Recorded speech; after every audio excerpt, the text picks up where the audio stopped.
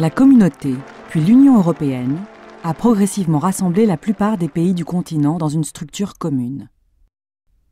Aujourd'hui, l'Union rassemble 27 pays. Cette intégration paraissait impensable, il y a 60 ans. L'Europe sortait de la guerre. Et de la Normandie à la Pologne, le spectacle était le même, celui des ruines.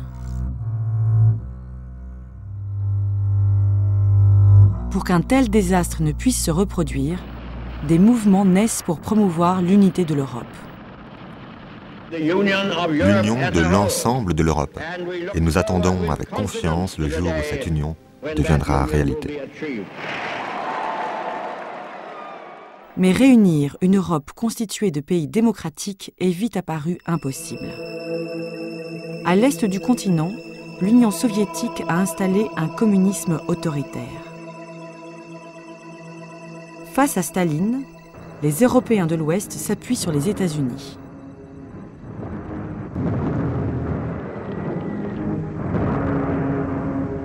À cette division Est-Ouest s'ajoute le cas des pays du sud de l'Europe qui connaissent l'instabilité ou des régimes autoritaires.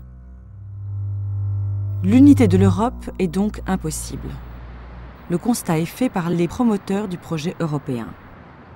Parmi eux, Jean Monnet, le chancelier allemand Konrad Adenauer, le ministre français Robert Schuman. Il explique une nouvelle stratégie. L'Europe ne se fera pas d'un coup, ni dans une construction d'ensemble.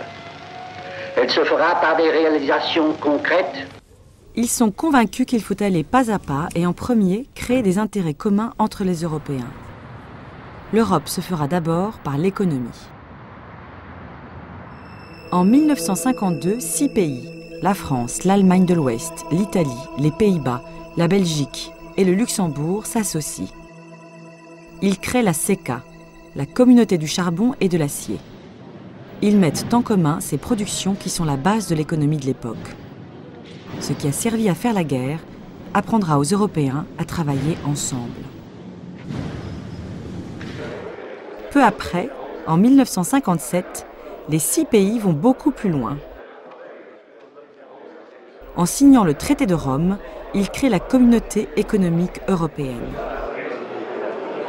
Il s'agit de permettre la libre circulation des personnes et des marchandises, de créer un marché commun. Les droits de douane entre les 6 sont abolis. Les échanges se développent. Les années 60 sont celles des miracles économiques allemands, italiens et français.